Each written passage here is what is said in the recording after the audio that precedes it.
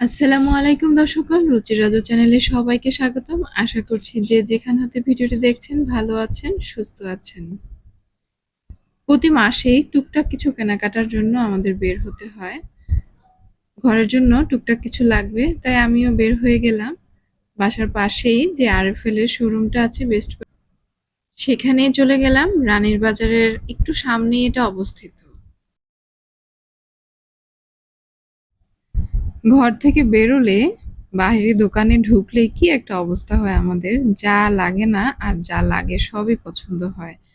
তো সবকিছু একসাথে কেনাকাটা না করলেও এভাবে একটু হাত দিয়ে দেখতে তো অসুবিধা নেই।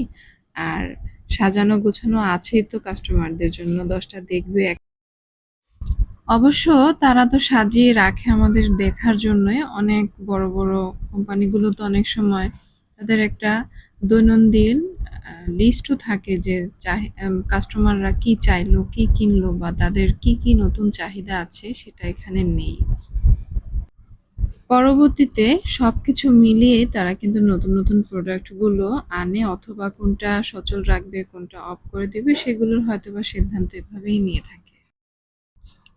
তো কিছু গ্লাস লাগতো, মগ লাগতো। তো কিছুদিন আগে কিছু নিয়েছিলাম, এর মধ্যে আবার ২-১ টা গ্লাস আমার ভেঙে গিয়েছিল। ওইটাই আবার দেখতে আসছিলাম যে আছে কিনা এভেইলেবল। এখন ওই মুহূর্তে আমি পাচ্ছিলাম না। তো সেটা আর কেনা হয়নি। তবে সেটার পাশাপাশি অন্য কিছু টুকটাক কেনাকাটা হয়েছিল যেটা কিনা একদমই প্ল্যানের বাইরে ছিল।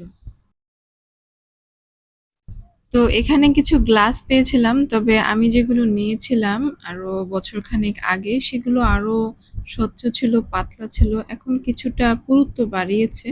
আগের মডেলগুলো আছে, সেটার মধ্যে ভেরিয়েশন এনেছে, কিন্তু একদম হুবহু পাইনি বিধায় আর কেনাকাটা করা হয়নি গ্লাস সেকশন থেকে।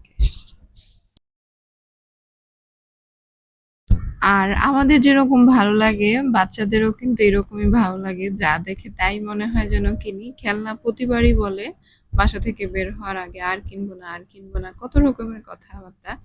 কিন্তু যখনই দোকানটাতে পা দিল, কিছু দেখলো, তখন তো আর এই বায়না সামাল দেওয়া যায় না।